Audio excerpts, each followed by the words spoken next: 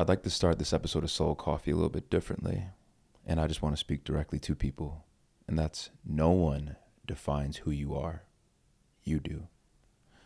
No one defines what it is that you do. You do. This episode is an extension of a 5-part series of healing the wounds of childhood, as what I've offered in episodes past is healing through abandonment and healing through betrayal.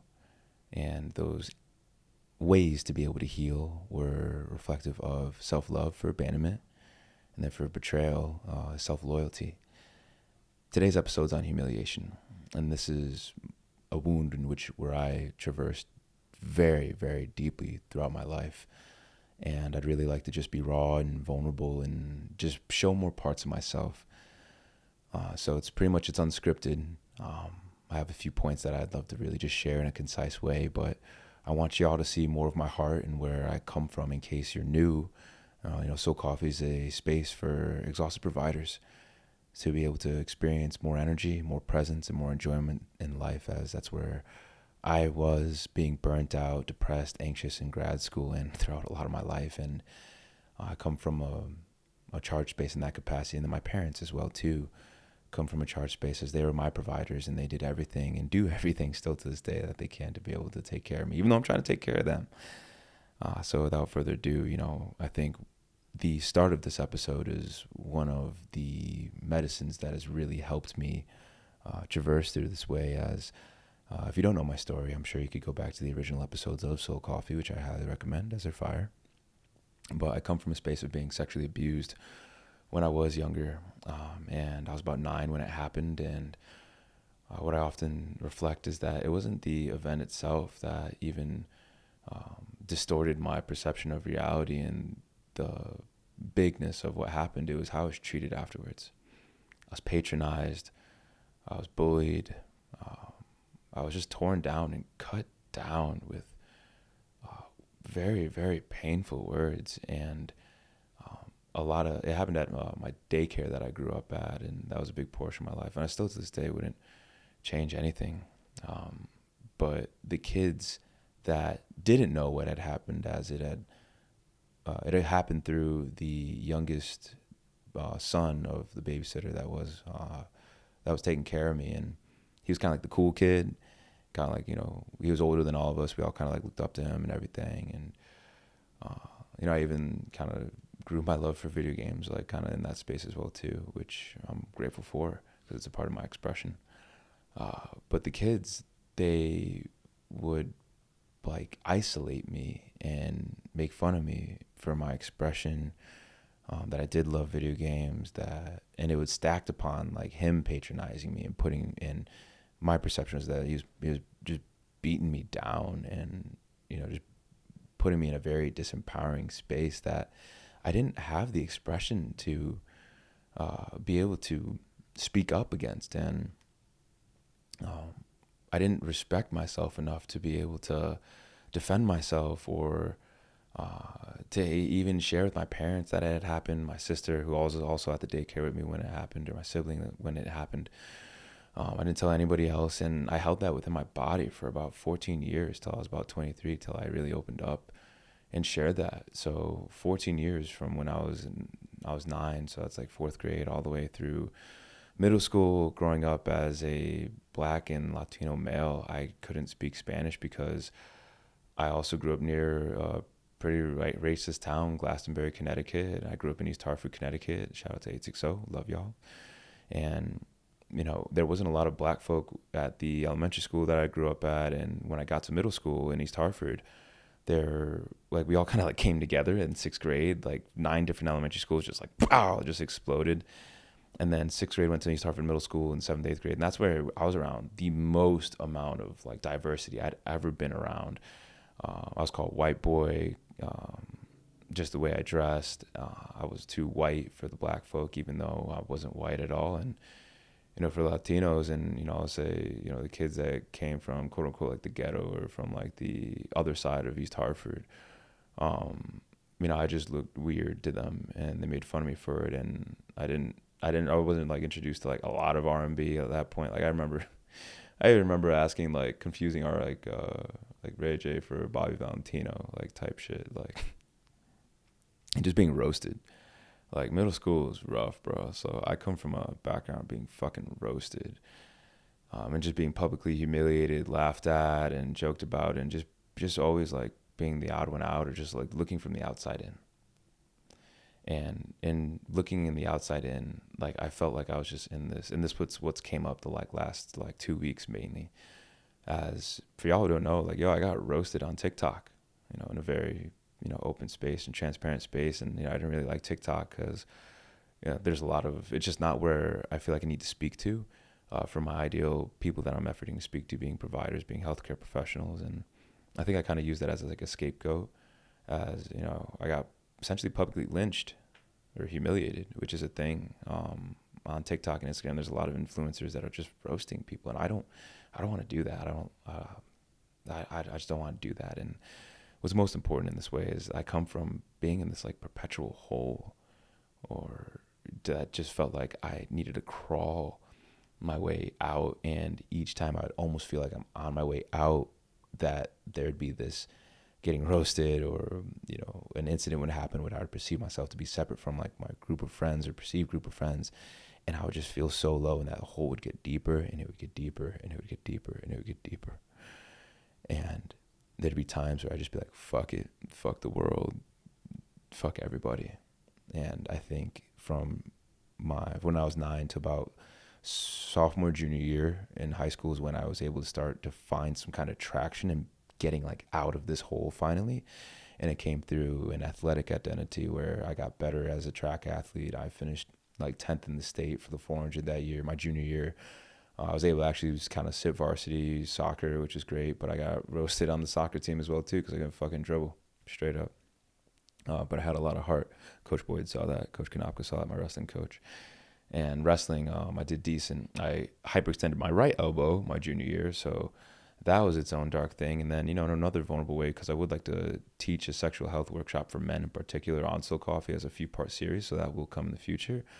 But the way that I lost my virginity was fucking traumatic, like, as well too, because that's when I first remember people finding out, like, who it happened with.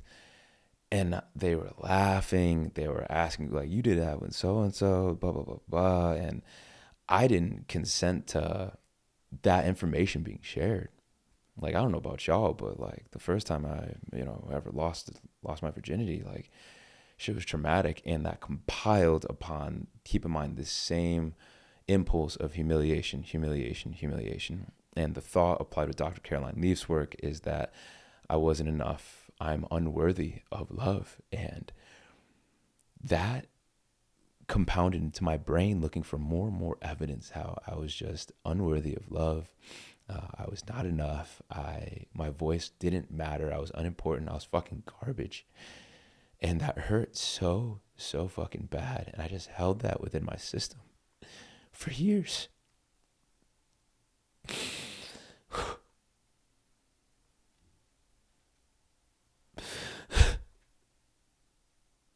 And a part of why I show up, why the fuck I show up, is that so everybody and anybody can fucking be empowered with their voice to be authentically who they are, to give themselves permission to who they're being, and that it's all good. However it is that you want to show up, you deserve to show up in that capacity. And the world fucking needs you to show up in that capacity. Just finished an episode with my boy Matt, and he'll drop Monday, but your pain holds so much gold, so much weight, so much lessons. For you to come into this world, your purpose, your passion creates the vehicle for you to be able to discover your purpose and being able to share that more with the world. And even in instances as a chiropractor, like, people come at my fucking profession. They come at me as you are not a medical doctor, blah, blah, blah. I never wanted to be a medical doctor. I didn't think that I'd even be a doctor to begin with. I didn't think I was worthy enough to be a doctor. Even when it was gifted to me by Dr. Rich Cutting at D'Amato Chiropractic back in the day, my first real chiropractic experience where he helped me, he said, you could be a doctor. And I couldn't even believe him. I couldn't even believe the words that he said. And I said, nah, I can't do that. It's because I didn't believe that I could. It's because I had the perception that no one spoke that power into me when I was younger.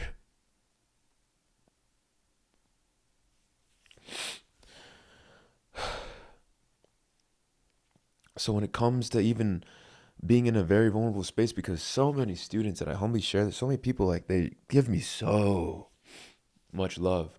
A lot of y'all that listen to this give me so much love. And they see me as this, I'll just say this person that, that doesn't experience pain, or that's so bold in the expression. It's like, y'all don't understand. Like, I mean this with all me. It's been a lifetime.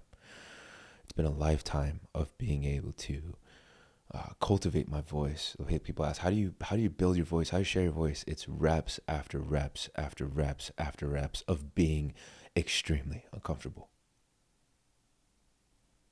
But it's with the understanding, it's not about me. It's about you. It's about your families. It's about the people that are waiting for me to be able to get my hands on them, to love on them, my voice to reach them, my hugs to reach them, soul coffee to reach them. That's why I do any of this. Because your purpose is what's going to help bring you back to a anchored state, comfort zone, if you will, in the 5 zone of discomfort, which I've taught on and I've shared in the past. I'll probably revisit. And being able to give yourself permission to venture 10% out of your comfort zone in all different ways, to be able to venture out in a pain zone, and then you experience trauma and the disassociation. Like, these different outer zones may have not have been intended from you to be able to experience, but they happen, and it's your duty to be able to integrate them into your expression. And as you do that, it expands your capacity to hold space. How you can connect to people in different ways, shapes, and forms, because even though you might not experience what others may have experienced, you can connect to them because you've experienced what you've experienced, and you come back from that. That's a really beautiful thing.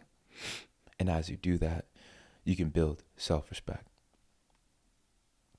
You can build a reverence for yourself, a recognition of yourself, of what it is that you do. That's why journaling, it's medicine for me. It's absolute medicine for me. And why I offer, no one defines who you are, you do. There's not a lot of mixed beings walking around. And, I'll even be as bold to declare, like, I'm excited to share my book this year. And I've been putting work behind the scenes on that. Thank you. Shout out to Sheena Jean for encouraging that. And no one defines what you do. You do. I don't crack and pop things. Y'all know that. I make a joke about that in my content that I share, here on Soul Coffee. Because I know as a chiropractor, people can hear me in the United States and they're horrified, or they're scared, or they're saying, "Well, doc," and they do some silly shit, which it's all good, like, no judgment. Because I used to be there back in 2014, 13. So whatever it is that you do, whoever it is that you are, you get to define it every day. And I encourage you to build your self-respect. How do you do that? Take time to recognize yourself. The lessons of the day, the lessons of the week, the lessons of the month. Take your time to enjoy and discover what it is that you do. How do you enjoy life? What is your passions? What are your vehicles? What do you want to do? And are you in alignment with that? Build self-respect through your community. Number 3, my community is the only thing that got me through this. And when I was in that hole, in that darkness, like, I love this man so much, Harris Borowski. I'll sing his name to the heavens. He crafted a space for me to feel safe. My second mom, I called her Miss Lisa. They gave me space just to be able to be. And it's not that my parents didn't, which I can't hit home enough. It's not that they didn't. It's that they just didn't know. They had no idea. They just knew that I was an angry kid. They knew that I was an angry boy. And they couldn't figure out why. Same with my sibling, Ren, who is going to be on Soul Coffee in February, which I'm so excited for y'all to meet her. She didn't know either. And in ways that it was just us two growing up. I have a big brother, Greggy, who was my mom's first son, by the way, in case y'all didn't know that. So I'm the middle child. And I never got the chance to meet him in the physical, but I got to meet him through a medium and connect him in a very sacred way. And Rin, who's a few years younger than me, she didn't know either.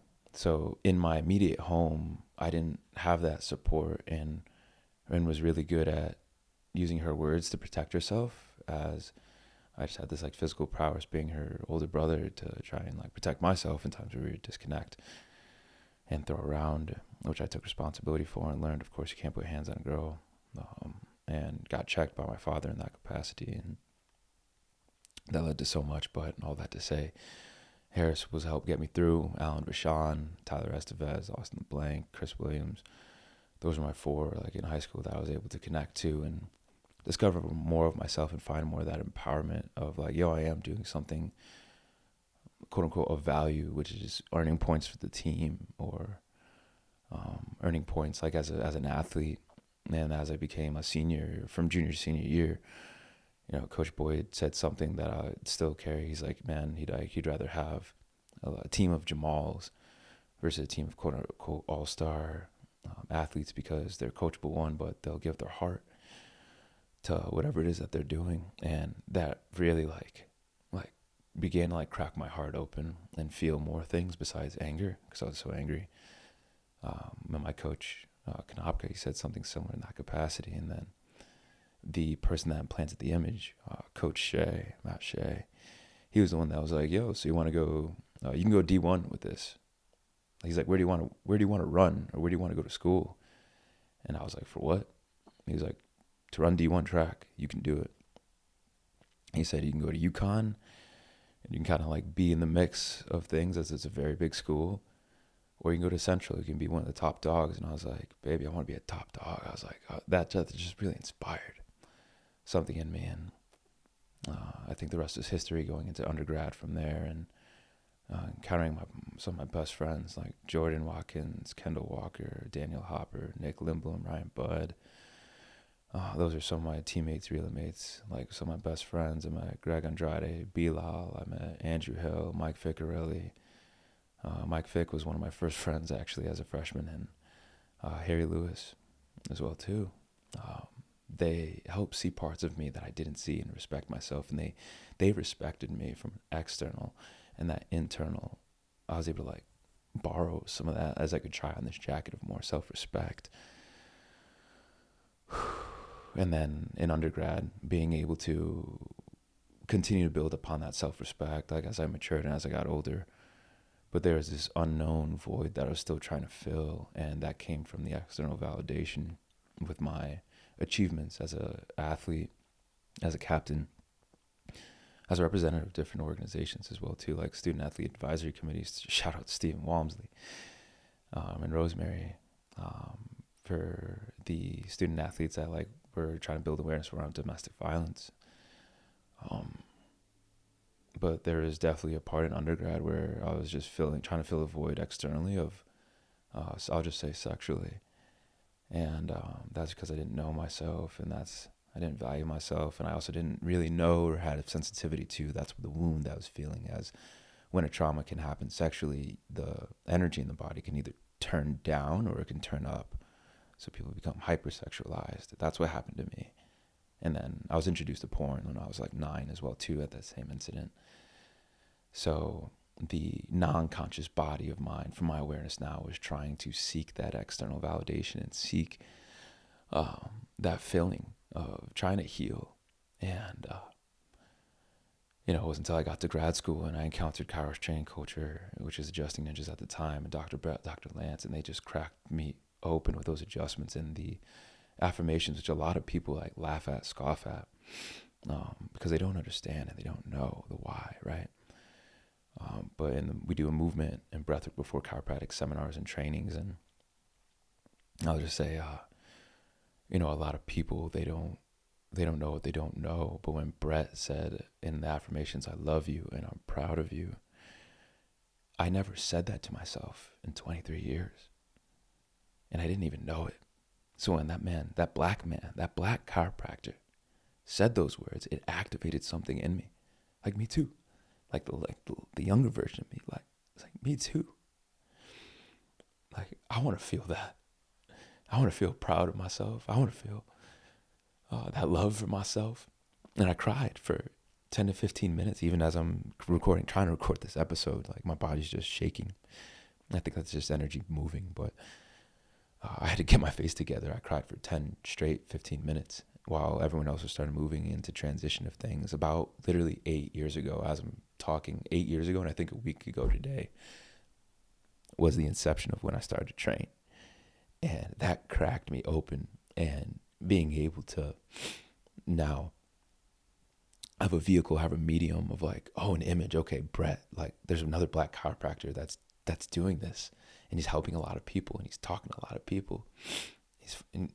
You shed tears at the philosophy night, and I'd only see my dad, and I'm even thinking like right now, like even like besides like movies, like I hadn't seen a lot of black men cry, let alone that looked like me, and that just brought me so deep into myself. And then I'm just going to keep going with this episode because I was going to do it just for 15 minutes and I don't even know where I'm at, but I'm just going to keep riffing for like another 5 or 10 as that inspired me to then lead, because out of our class of 206 chiropractic students, there was like, I think it was 8 or 9 black men, 2 of which are my fraternity brothers, 3 of which are my fraternity brothers now. And there wasn't a lot of us, and there's not a lot of us. There's only 1% of us in chiropractic who are black, and only 3% who are Latino, or a little bit more than that. And we went to Life University, where we're the most diverse school, but out of all the chiropractic schools, like there's not a lot of chiropractors in general. Like there's only 70,000 chiropractors in the United States. There's only 100,000 in the world.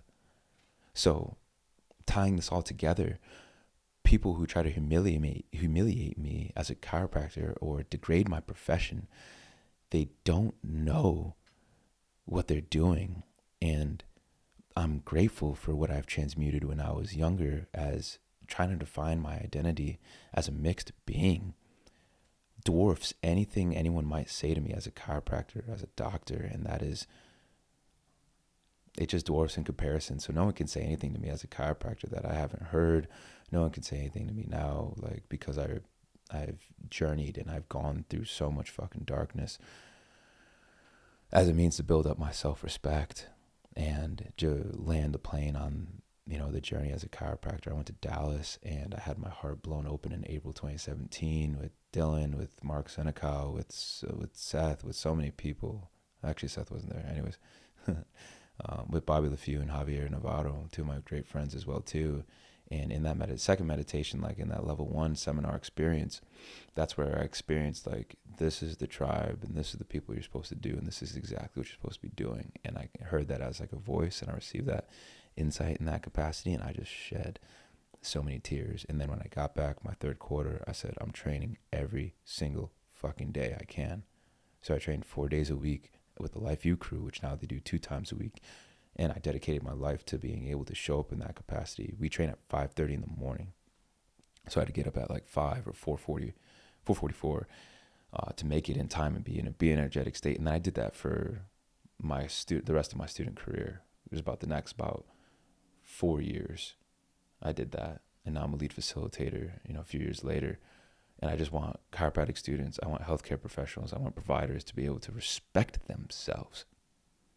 I want us to be able to respect ourselves, our bodies, our needs, our energy,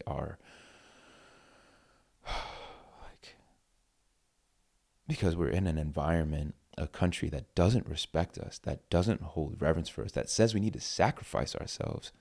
And I used to sacrifice myself so fucking much in grad school for the benefit of others because I did not respect myself. Even in grad school, it's just showing up in a different way. The patterns that you're experiencing, y'all, they'll evolve and they'll look different. But I encourage you to continue to examine, like, why are you doing these things? Or especially when you overextend yourself, when you're burnt out, anxious, depressed, your needs aren't getting met. It's a perfect fucking time to evaluate yourself and your needs. And are you doing what you're supposed to be checking in on? Are you taking care of yourself? Are you taking care of your body? Are you allowing him or her to be able to be nourished by you?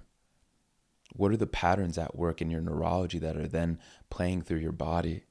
Utilize your metacognition, your prefrontal cortex, to examine that shit and ask yourself bigger and more profound and better questions. Your life depends on it. And I don't want you to just be here, just to do things. I'm part of a chiropractic fraternity. It's called the Delta Sigma Chi, and a part of the work that's been going on the last few months is we're prepping for a retreat. This is the third time we've done it, and I don't talk about this much, but my brothers are so important to me. And we're supposed to do these certain things on the day-to-day, but I'll end with this. It's a big lesson because we just had our phase 3 call where there was 50-something of us, and there's an 88-person retreat.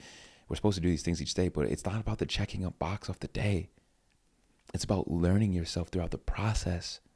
How are you organizing your day? Are you creating space for yourself? Are you creating space for what's important? Are you evaluating what's most important? Are you learning? Are you reflecting on the end of the day? And are you moving your body? Are you breathing? Are you meditating? Are you journaling? Are you doing these things and building these habits that we know are meant to help us and drive positive neuroplastic changes for our body to express not even less symptoms, more health and more life and vitality? So shout out to my brothers in that capacity.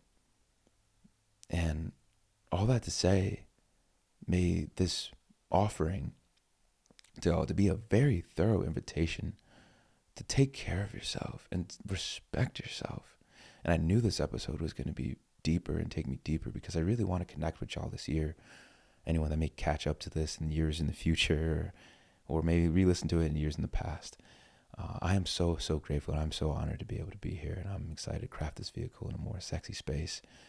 And I'm excited to do more community talks. Like when this episode drops, like you'll hear, I want to have like an IG live, and I want to be able to do more live events, recording Soul Coffee in Tucson. That's where I'm at, and collaborating with other individuals. And if you get this message and you want to get more, like come tune into Providing for the Provider. It's going to be February 10th, 3 to 5:30 Mountain Standard Time. There will be a Zoom option.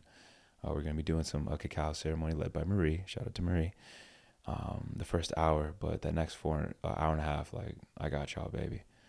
That's where I'll be going to my workshop, and we're effort to create an app as well too. So stay tuned for that, as I'm really, really excited. And last but not least, if this resonates with you, share it with a friend, leave a 5-star review, shoot me a message with any of your thoughts and feedback, as that just tempers me. So I love you. I'm so proud of you. And maybe be able to take this good energy into the rest of the world and be able to live caffeinated at the soul level. Until next time, peace.